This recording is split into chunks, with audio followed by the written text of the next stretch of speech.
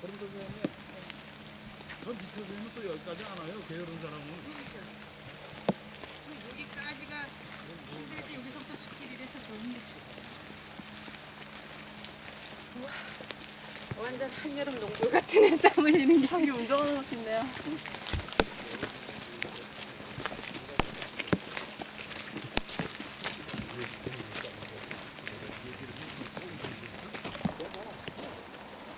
동산 가는 게 있어요.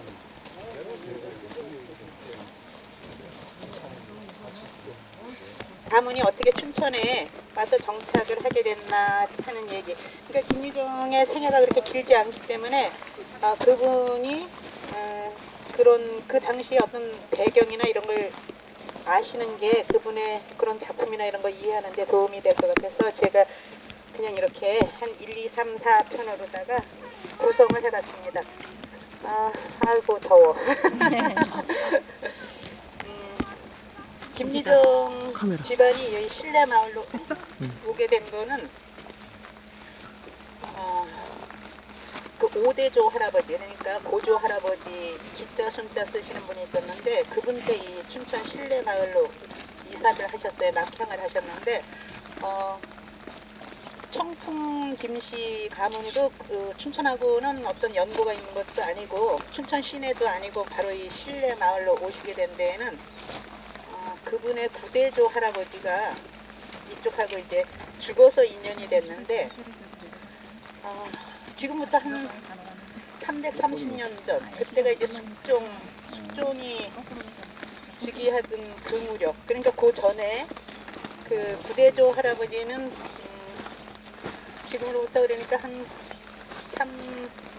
400년 전, 아니 300뭐 아무튼 350년 고전 이제 그 무렵 분인데 그 김육이라는 분이 그 조선 중기에 보면은 이렇게 무슨 대동법인 이런 거에서 제도 개혁을 하시려고 그랬던 분이 계셨는데 그분의 아드님 중에 좌명, 유명 두 분이 있었어요. 김좌명, 김우명. 근데 김육이라는 분도 물론 영의정까지 지냈고 김좌명이라는 분도 영의정을 지낸 명문가죠. 근데 그 김우명 씨는 이제 나중에 청풍구원군이라 그래서 현종의 장인이 되시는 거예요. 김우명의 따님이 현종의 비가 돼서 명성왕인데 그분이 이제 나중에 숙종을 낳았죠. 숙종하고 공주 그 세 분인가를 낳아서 이제 그 숙종을 생산했기 때문에 그 나중에 이제 그 김우명 씨도 구원군이 돼서 이제 그런 어떤 그 당시에는 이제 동인 서인 뭐 이런 세도 정치가 한창일 때인데 이분들은 아마 동인에 포함됐었어요. 그래서 송시열이나 추사 같은 분들하고 아주 대립되는 그런 가문이었거든요. 그래서 추사에 뭐 그런 관련된 걸 읽으면 김우명이 좀 안 좋은 사람으로 나오죠. 이렇게 귀양을 자꾸 보내고 뭐 이런 식으로. 당시가 아무튼 그런 때였는데 나름대로 이 세도 정치에 좀 앞장섰던 이 김우명이라는 분이 숙종이 이제 자기 예손자가 딱 즉위했을 때 돌아가신 거예요. 그러니까 숙종으로서는 자기가 즉위해서 그게 이제 330년 전인데 돌아가셨으니까 이제 뭐 이렇게 장례를 좀 잘 치르려고 직원을 보내서 이제 명당 자리를 찾았는데 그때 그 직원이 본 것이 여기 지금 김유정역 옆에 북쪽에 있는 어느 산이 뭐 아주 그렇게 명당이라 그래서 이제 권리 산소를 정한 거예요. 그래서 이제 이쪽으로 장례를 치르러 오는데 그 당시에는 저기 이쪽이 배를 타고 서울에서 이쪽으로 와야 됐거든요. 그래서 이제 북한강을 거슬러서 이렇게 오는데 지금 안보리 요 신영강 거기 밑에 그쯤 왔을 때 배가 왔을 때 이제 돌개바람이 갑자기 불면서 명정이 날아가는 거예요. 그 기폭이 바람이 불면서 휙 어디로 날아가서 이제 뭐 장지는 거의 가까웠는데 그래서 이제 배를 멈추고 직원이 그 기폭이 명정이 날아가 떨어진 곳을 찾아가 봤어요.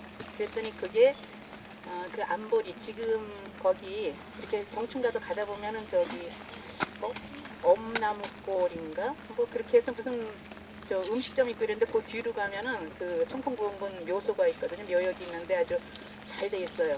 거기가 그래서 거기가 이제 명정이가 나라 떨어지는 곳인데 가서 직원이 보니까 자기가 먼저 잡았던 여기보다 거기가 훨씬 더 명당 자리라고 생각이 됐어요. 그래서 장지를 바꿨어요.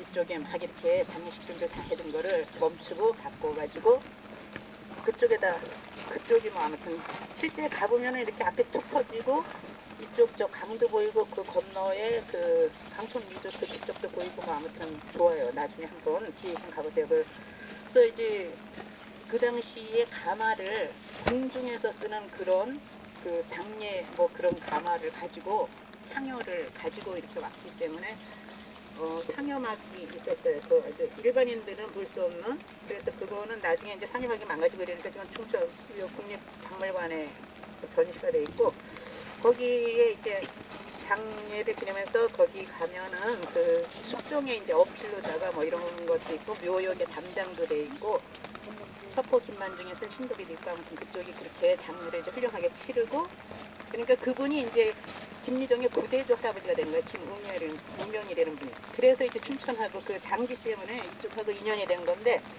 그 오대조 할아버지 직자 손자 쓰시는 분인데 이분이 정조 때였는데 이제 낙향을 하려고 생각할 때 이 생각이 난 거예요. 구대조 할아버지의 명당자리로 잡았던 지금 이 신례 마을 이쪽으로 이제 표를 잡고 내려오신 거예요. 그러니까 그리고 그 정조 부인 얼마 전에 이상이라는 드라마 했을 때 그 정조 부인으로 나왔던 효의 왕후가 청풍김 씨예요. 그러니까 그 현종 때의 영성 왕후 말고도 이렇게 두 번씩 왕비를 낸 아주 좀 명문가 집안이거든요. 그래서 그분이 이제 춘천으로 그 장지로 정했던 이 마을에 와서 정착을 하게 돼서 당시에는 뭐 꽤 아주 괜찮은 양반가가 하나 일리 온 거죠.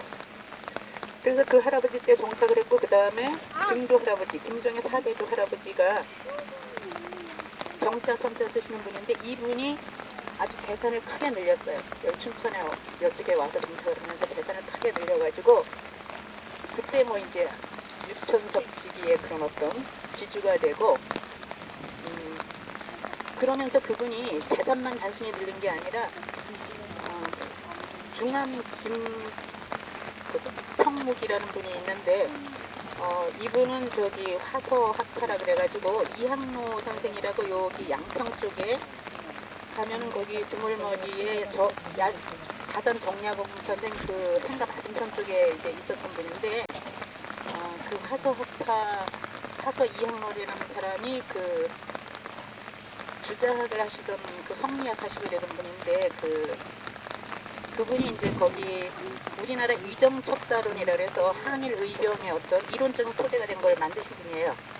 근데 그분 문화에 아주 유능한 그런 제자들이 많았는데 그 중에 중암이라는 분이 이제 그 청풍김실에서 이쪽으로 초청을 해가지고 여기다가 학창도 열고 이러면서 그분 밑에서 또 의원 유인석 선생님 요 가까운 데 있었던 그분이 나중에 의병대장을 하시는데 그런 분들이 있었는 이렇게 키운 그런 분인데 그 김평묵이라는 분이 여기 춘천 여기 와서 학풍도 해보라고 하면서 여기에 있어서 학풍도 진작시키고 그런 역할을 하게 돼서 아주 정말 재산으로나 그런 어떤 지역의 영향력으로나 명문가가 된 거예요.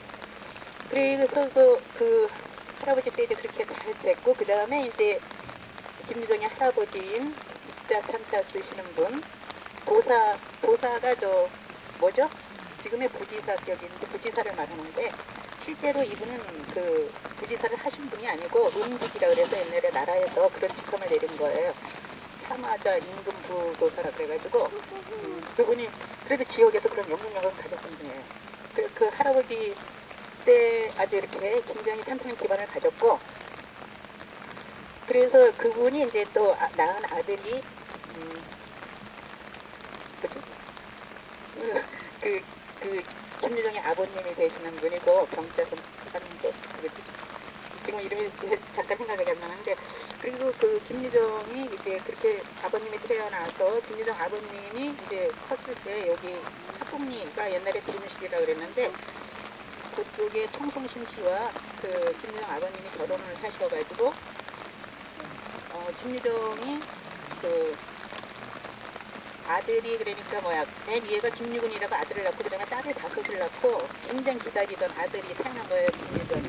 그 밑에 여동생이 하나 더 낳고 그래서 2남 6녀의 집안이었고 어려서는 아주 그렇게 다복하고 그런 유복한 집안에서 태어나서 이제 그 김유정이 태어나던 해에 바로 그 12월에 그 할아버지가 돌아가시게 돼요. 그 김도사 할아버지가. 그러면서부터 김유정의 집안이 서울로 이사를 가고 이제 여러 가지 몰락의 과정 그런 거를 겪는데 그거는 다음 코스에서 얘기를 하도록 할게요. 비가 와가지고 좀 그러네. 다음으로 이동할게요.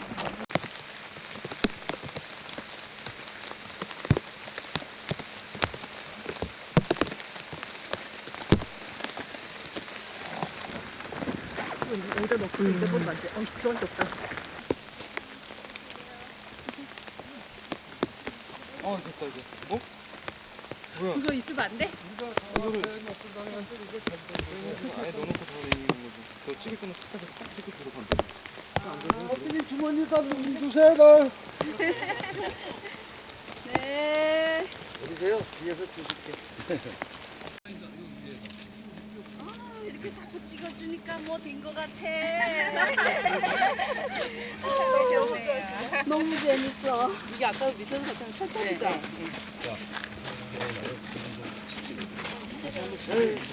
안 찍어주세요. 안 하나?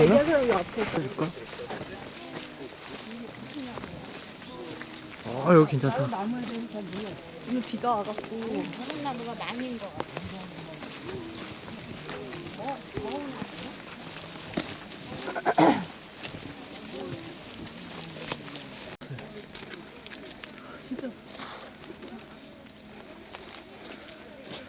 바보, 털다 놓고.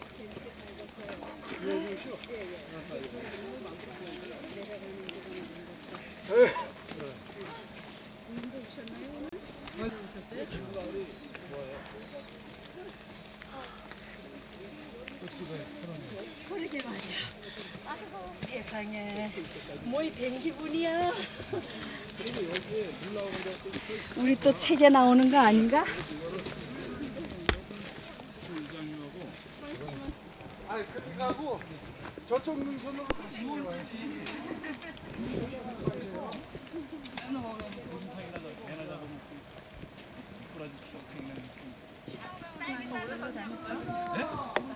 그렇지.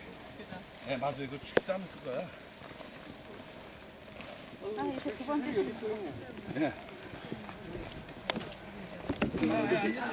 나 운동화 어쩔 것 같아. 검증만 돌아가는 거. 그리고 의자에 앉을 때도 발을 이렇게 얹어야 되니까. 이전 생활에 대해서 잠깐 설명드리도록 할게요. 먹으시면서 마시시면서 알아서 하십시오.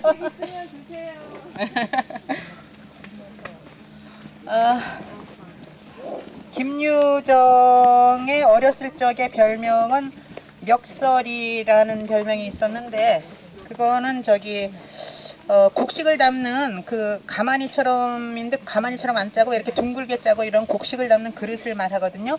그래서 그 김유정이 그렇게 그런 재산을 그런 데다 다 가득 담으면서 아주 이렇게 복된 삶을 살으라고 멱설이라는 별명을 줬다고도 그러고 그 학곡리 두rum실에 있는 애가댁에서는 먹색이라는 별명으로 불렀다고도 그래요. 그 어려서 아주 먹성이 좋고 뭐든지 잘 먹고 그래서 먹색이로 불렀다는 설도 있는데 보통 우리가 알기로는 멱설이라는 거였고 일부 학설이나 이런 데서는 김유정이 춘천에서 태어나지 않고 서울에서 태어났다는 설도 있는데 그거는 좀 아닌 것 같아요. 그 김유정이 그 아버님 때가 그러니까 김유정이 태어났던 1908년이 정미의병이 일어나서 그 한창 저 의병 활동이 활성화되던 때라서 그 아버지가 그리고 1910년에 한일 합방이 되죠. 그 시대적인 상황 때문에 김유정 아버지가 요 춘천이라는 이런 작은 동네에서는 그 의병 지원을 하고 이래서 너무 눈에 띄기 때문에 서울에다가 집을 하나 마련을 해요. 그게 이제 1910년에 마련을 했다 그랬는데 서울 종로 운리동에다가 한 100칸짜리 아주 큰 살림집을 마련을 하거든요.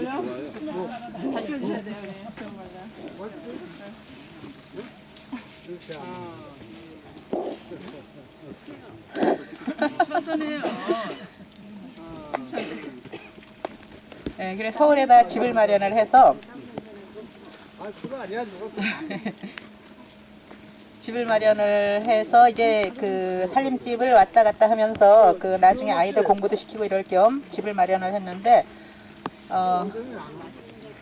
그 1914년 그러니까 김유정이 6살 될 때 이제 서울로 완전히 이사를 했다 그래요.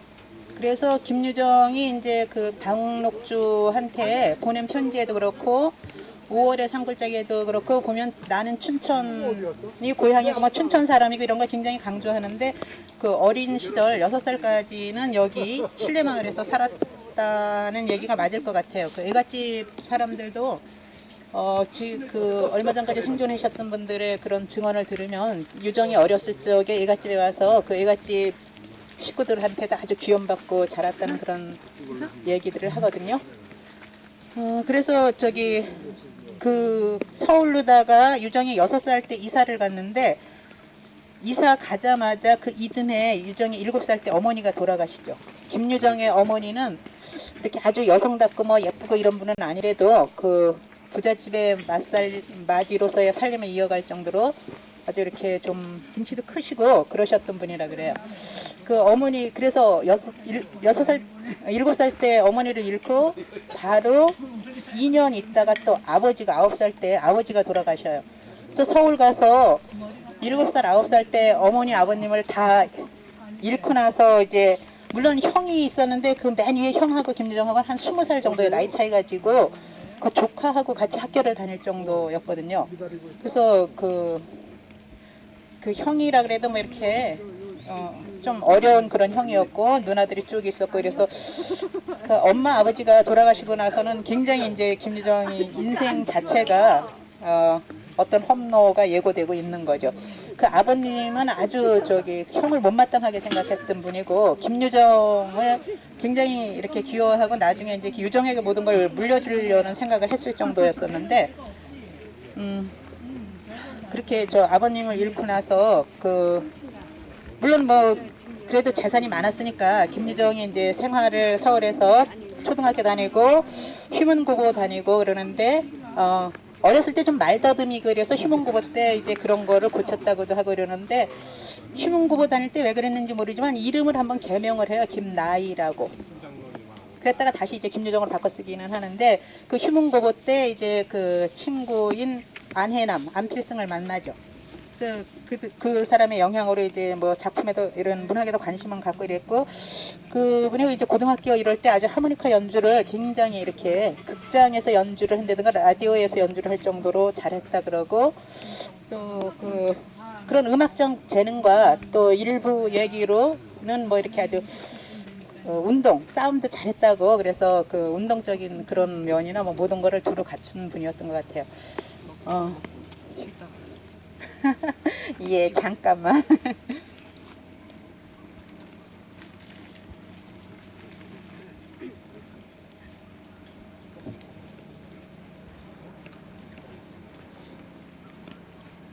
우리 엄마가 김유정 선생님하고 동갑이고 그때 93세에 돌아가셨어요. 아니, 얼굴에도 대고 있으니까 못 먹잖아. 돌리고 있습니다. 더운데 많이 마셔.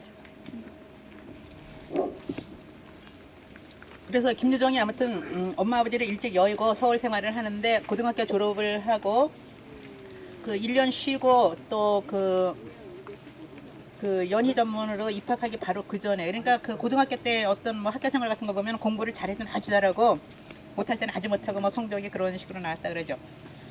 그러니까 이 김유정이 이제 어느 날 그러니까 뭐 서울 생활을 했어도 그 형이 서울로 간 지 그러니까 한 14년 만에 모든 재산을 다 털어먹고 다시 신례마을로 1928년에 돌아와요. 김유정이 20살 때.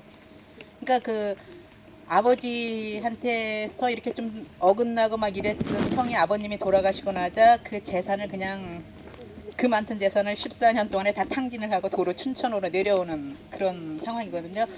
당시에 보면은 아주 뭐 팔도 여자들이 그 집에 다 살았을 정도로 그 형이 뭐 이 여자 저 여자 집에 다 데려다 놓고 그 100칸짜리의 큰 집에서 그런 식으로 생활을 했다 그래요. 그래서 어떻게 보면 김유정이 이제 좀 불행한 생활을 그때 하게 되고 그러면서 이제 형은 내려오고 서울에서 그 조카랑 이제 삼촌네 집에도 살고 뭐 누나네 집에도 이렇게 살고 이러는데 이제 돈도 제대로 안 붙여주고 뭐 이제 좀 어려운 생활을 하게 되는 그런 상황이었는데 어느 날 이렇게 어느 가을날 지나가다가 그 옛날에 이제 지금의 목욕탕 목간통 앞에서 어떤 여자가 목욕을 하고 착 나오는 거를 보죠. 근데 그 여자가 딱 뭔가 이제 필이 꽂혔는데 자기 엄마 좀 닮았다는 그런 느낌도 들고 그래서 김유정이 이제 첫눈에 반한 거예요. 그 여자가 박문옥주예요. 그 당시에 그 여자는 꽤 이렇게 이름난 명창이기도 했고 이제 기생이었는데 옥화라는 이름을 쓰는 기생이었는데 그 여자를 보고 이제 첫눈에 반해가지고 김유정보다는 한 3, 4살 위의 여자예요. 나이가 뭐 일부 뭐 4, 5살까지 꽤 나이가 이렇게 차이가 지는데 이제 그 어려서 어머니를 잃어서 이제 그런 것 때문에 더 연상의 여인을 좋아하지 않았나 뭐 이런 얘기도 있는데 그 처음에는 이제 박록주 선생 뭐 이러면서 편지를 보내다가 좀 있다가는 당신 뭐 좀 있다 너 이러다가 그 여자가 이렇게 상대를 안 해주니까 아주 지금으로 말하면 스토커죠. 집착이 강해져가지고 만나주지도 않고 이러니까 나중에 혈서를 써서 보내고 막 이렇게 죽이겠다고 협박도 하고 그래서 아주 그 두 사람의 러브 스토리가 장안에 당시 서울에서 아주 소문이 날 정도로 그래서 실제로는 연희 전문을 입학해서 한 학기도 못 다니고 뭐 학교도 안 가고 이러니까 퇴학이 됐죠. 그래서 그 박록주한테 그런 시련을 2년간 쫓아다니다가 시련을 결국은 짝사랑으로 끝난 거예요. 그래서 이제 학교도 이제 퇴학을 당하고 뭐 돈도 잘 안 올라오고 그런데 그 춘천으로 그래서 그때 내려올 때가 그 사람이 1932년 그 뭐 연희 전문 막 이렇게 고 시련도 당하고 학교도 그만두고 막 이렇게 해서 이제 그런 상황에서 이제 춘천 신례마을로 자기 고향으로 내려오게 되는데 그 내려오게 된 동기에 대해서는 그 둘째 내형 둘째 누나가 아주 히스테리가 심하고 그 집에서 살고 있는데 누나가 결혼했다가 이제 혼자 나와서 사는데 두 번째 얻은 매형이 이렇게 부추겨서 너 가서 그래도 아직 땅 같은 건 있으니까 네 재산을 찾으라 이래가지고 무슨 소송을 하면서 뭐 내려왔다가 뭐 이제 그런 얘기도 이제 그 사후의 작품인 형에 보면 좀 나오고 그래요. 그래서 아무튼 춘천으로 내려와서 여기서 김유정이가 이제 그러니까 나이가 들어서 고향 와서 산 거는 2년간이라고 볼 수 있죠. 지금 그러니까 아주 저기 그 요번에 6월 5일 날 하버드 대학에 졸업식이 있을 때 그 해리포터 시리즈 썼던 조앤 롤링이 가서 연설을 했는데 그 중에서 그런 말을 했다 그래요. 하버드생 졸업생들한테 삶의 가장 밑바닥이 인생을 새로 세울 수 있는 가장 든든한 기반이 된다고. 그래 그런 어떤 역경을 겪었을 때 사람들이 어떤 재능이 깨어난다고도 하는데 김유정도 그렇게 모든 거가 그때는 아주 정말 자기 삶에서 밑바닥이라고 생각하고 고향에 내려와서 처음에는 뭐 이렇게 들병이들이랑 술도 많이 마시러 돌아다니고 막 이러다가 그 어떤 방황하는 시기를 거치면서 이 시골 사람들의 생활, 자기와 다른 삶을 사는 사람들의 이제 관심이 가게 됐죠. 그래서 관찰을 하면서 그 2년 동안은 정확하게는 뭐 한 1년 7개월이라는데 여기서 그때 이제 나중에 금병의술 야학도 하게 되고 뭐 이렇게 해서 그런 생활을 거치면서 이제 이 시골 생활이 하나의 자양분이 돼서 나중에 이제 작가로 글을 쓰게 되는 그런 거를 경험하게 됩니다. 갈 길이 바쁘니까 여기서 이제 다음에 작가가 되는 생활부터 작품을 쓰는 거는 다음 코스에서 말씀드리도록 할게요. 근데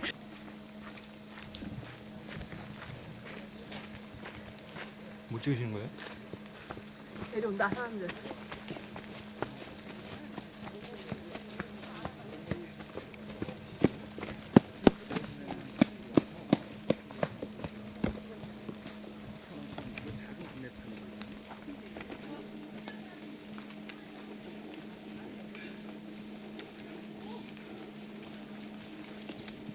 고준치랑 막 향나무 있죠?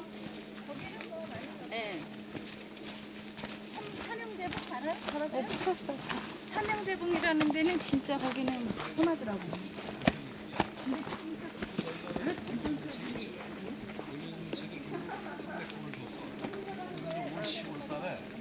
거기서 이제 그걸 가지고 독서 감상문 대회를 열고 그래서 먼저 이제 우리 촌장님 특강을 모셨지. 그래서 거기 갔는데 그거 보니까 의상 시장